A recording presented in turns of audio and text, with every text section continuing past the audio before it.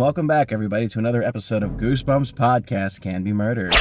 I'm your main host, Bumps in the Night, and tonight I have two co-hosts with me. Tonight I have An Otaku's Life for Me, also known as Josh. What's up, y'all? And last but not least, I have the Grinch.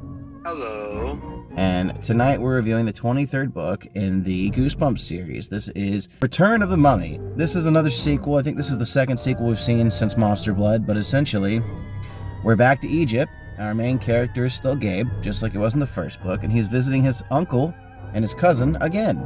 Right off the bat, I'm sure, I don't know if you guys remember this, but right off the bat, there's a continuity error that bugs the shit out of me. Did you guys catch that? Yeah. What's the error then? I think it's because in the last book, especially the episode, it ends with the arm coming out and then this suitcase before he left. But in the book, he was in the room with his uncle and his cousin, and then it's a fake out with the parents coming in instead of the mummy. Well, yeah, that's that book. So what I'm saying in the book, it states, like by page 2 or 3, oh, I was here last summer with my uncle. No, you weren't. It was Christmas break. Yeah. So Stein already forgot. Oh, yeah, he fucked up the storyline. It was Christmas break. Yes. So and they thought, like, yeah, Christmas break was here.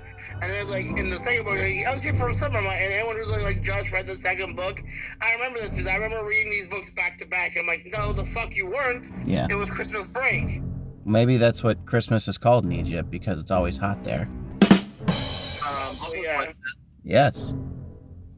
What happened to the arm? Because if I remember correctly, in both the book and the episode, it ends with the arm somehow coming back to him, even though he tried to get rid of it. It was repressed like a memory, just like him forgetting that he came and saw them at Christmas time. The arm got lost in the time-space paradox when the true universe set its timeline. It was an incursion. It was an incursion in the Goosebumps verse. Again, it just got written out because... Okay, so, if I'm not mistaken... Curse of the Mummy's Tomb was book 5. This is 23. He's launching a book every month straight because at a certain point he hit a breakneck speed where every month he was dropping a book. So my guesstimate is 1, this book wasn't that special to him. And 2, it was probably, 2 years apart? Maybe graciously 2.5. But anyway, he just forgot, which Stein's been known to forget things. This is nothing new, honestly. So anyway, Gabe's visiting his Uncle Ben and his cousin Sari, this time on summer break. And we get it gets kind of glossed over that he visited before and like some crazy shit happened with Ahmed trying to kill them. But it's so casual. It's just be like, hey, Josh. Yeah? What's up, dude? What's up? Like, that's how casual the events from the last book are described. I know. It's like... so Uncle Ben's super excited because he's discovered a mummy's tomb, which, hey, you did that last Christmas, but let's get excited. Okay, Uncle Ben, come on, Stein. I think, are you taking a little bit from Peter Parker? I don't know about that. I mean, I could definitely see the reference, but maybe he was sorry about it. That's why he named the daughter Sorry. Anyway, Uncle Ben gets him a new gift. Uncle Ben's like, hey, dog, check it out. Got this off a shady guy by the pyramid. And he hands him a necklace with a scarab beetle in it. And it's a scarab beetle and amber. Yes, it's an old amber-esque scarab beetle, which didn't know they had amber in Egypt, but hey, you're not judging. Well, amber usually just this tree sap that's hardened over many, many years. I know, but do they have trees in Egypt? I feel like they don't. Yes. Do they?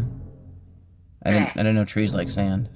Anyway. Pretty sure Egypt has trees. I don't count sugarcane reeds, Josh. I don't count the Nile crocodiles, Josh. All right. So anyway, we're given a new character, and her name is Nyla. Which, that's not right on the nose. Nyla, like the Nile. So Nyla's a reporter for the Cairo Times. It's not actually what the paper was called. I don't even remember. Guys, I'm not gonna lie, this book did not hold my attention very well, so I'm gonna try not to slaughter. But anyway, so Nyla's a reporter, and she's like, oh, I want to come with you guys to the pyramid, please. And Uncle Ben's like, and she's like, please. And he's like, and she's like, please. And he's like, okay, fine. You know, because there's no Aunt Ben, it's just Uncle Ben. Wherever Sari's mom is, it's not in Egypt. Unless Uncle Ben killed her and made her a mummy. Food for thought later. So anyway, the group decides to go into the pyramid, and they bring Nyla with so she can break the news. And doesn't Nyla, show Gabe her necklace? Maybe I'm mixing the book up with the episode. I think it was just the episode. Okay. Anyway. Excuse me, guys. It's the same thing, more or less. They go onto the pyramid, there's shenanigans. Gabe gets separated, Gabe gets rescued. This time, I don't think he falls to the wall and there's scorpions, but I could be mistaken on that. And essentially, though, Gabe and Sari get separated, and they end up in the mummy's, like, the chamber where his sarcophagus is kept. And yeah. Upon finding it, they find that it's empty, which Goosebumps sound effect here. Turns out that Nyla, more or less, is actually his sister, and she's been alive.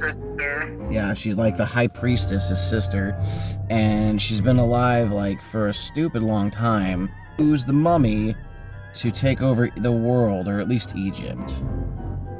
Yeah, so you're planning to use the brother's mummy. Which is weird, because, like, why not have turned him into a scarab, too, and, like, then they both could have just lived in necklaces, but, you know? Yeah. Anyway, I know I'm pretty sure she had the necklace, because didn't the mummy break the necklace, and that's how it, like, stopped everything? Yeah. Yeah. Well, yeah, it also said that the fact that hers had no scarab in it I hope that didn't mean it was bad luck, and it was. And if I'm not mistaken, Nyla takes Gabe's summoner, and, you know, the one that went missing the entire half of the book. Yeah. And she tries to control him with that, because for some reason this mummified hand it's the mummy hand, you know, it controls. Anyway. It's the bee's knees. Yeah, so she's trying to control her brother with Gabe's summoner, and he shambles past the kids, because like, oh no, he's gonna get us! And he goes right past them and, like, knocks her... Why did you wake me up, bitch? Yeah, well, he knocks her necklace off, it shatters, and then she, like, melts into a bug. Scarab. Yes, a cockroach. Egyptian cockroach. But yes, scarab. Yeah. Didn't Uncle Ben get knocked unconscious, so he missed all this fun stuff, too? Yeah, he did. Yeah, he got a little clunk on the noggy. Oh. Mummy goes back to bed, Nyla turns into a bug. The kids go back to Unky Ben. Unky Ben's like, what happened? And like, you wouldn't believe us if we told you. Well, essentially that Nyla escaped because they can't tell their uncle that she got killed and they were like low-key 1/8 responsible for her murder. And they can't tell their uncle that the mummy walked because, you know, they got to keep it a cousin's secret, so they pinky swear on that. And the story pretty much ends. So, like I said, it wasn't like it was a bad book. It was better than the first Mummy book, but it was just really short and to the point. It was a lot of, oh no, there's a curse. Oh no, there's not a curse. Oh, I don't believe in curses. Like, the fact that Gabe wasn't taking the curse seriously after literally seeing the mummies walk us, like, last Christmas, that had me bent. Also, question. Yes. Oh, you would not believe it if we told you. Okay, first of all, your uncle literally saw the mummy last Christmas with you guys, so I think he would have believed you by this point. That's when I cue up Wham. I'm gonna put a little bit of that, last Christmas, I gave you my mummy. Anyway. But no, like, none of them seemed to, even though they were all there, and it was in a different time frame, none of them seemed to remember or give a shit that there's definitely magic in them rocks, because shit happened in that pyramid. Like, they saw it, or they heard it. They didn't see it. Remember, Gabe closed his eyes when the mummies just picked the guy up and didn't tar him, which, boo. It's one of those books that I feel like there were some wasted pages in, but long story short, Nyla secretly is an Egyptian goddess, and she wants to use them to get to her brother, and she's going to use her brother to rule the world, but her brother's like, nah, fuck you, I'm going back to bed. The end. The very end of the book, like, the only thing that really, like, I really remember here, Gabe's packing up, and Sari's like, oh, we never saw her. She could be out there. She might bite you in your sleep. And Gabe's like, oh, you're so funny. And then he went to bed, and he's like, ouch! And that was the end of the book. And I was like, God damn it. Was that a dark ending? So let's go around the table here. It's dark. Josh, you don't feel like it's dark? Grinch, do you feel like that was dark? No, not so much considering what we're most of our dark endings in Goosebumps usually includes that the character's gonna die. Well, they never die. They just insinuate death. They do insinuate death. They just don't. We don't hear about it. What do you think? This is Shivers? You think kids can die here? Unless it's for the plot. Cough, cough, headless ghost. Anyway. So, I agree. I don't think it was dark. I think he wanted it to be dark. And all he would have to do was say, like, sorry helping him pack. And she picks up his necklace off the nightstand. And she's like, hey, wasn't there a bug in here before? And Gabe, like, squints and goes, huh. And then he puts it in his suitcase and lays down, and then the ouch. That's all it would have taken to make it a dark ending. Yeah. But yeah, I don't know, man. Like I said, it's a pretty open shut case book here. I don't really have anything controversial to say, which I usually do. Wait, Alfie gets bitten by the bug? Did he get bit by the bug? Did he sit down on his balls and pinch himself? Did he stub his toe? There's 1,000 things. Did his hair get caught in the zipper of the pillow? Yeah. Like it's too fucking ambiguous. I agree. Like it's just the end? Question mark? Dun dun dun. Dun, dun. Yeah. Let's go around the coffin here and start with Grinch. What's one thing you liked about the book? One thing I like about the book is we actually see more of the mommy than we did in the first book. Because unlike the first book, where it's like I like the first book where they have like a kind of Jaws effect in a way, where we don't see the monster a lot of the book. But in the second book, we get more of the monster instead of we're just talking about the monster, but we don't see him. Okay. Josh, what's one thing you liked about this book? I like the mummy's a red herring, not only in this book, but in the book before that. The mummy isn't the main evil character, it's always someone else. Very true. Like, even the mummy in this one's like, bruh, I just wanted to sleep. Yeah, like I said, it just wasn't, I don't know, I didn't hate it. I liked it more than the first one.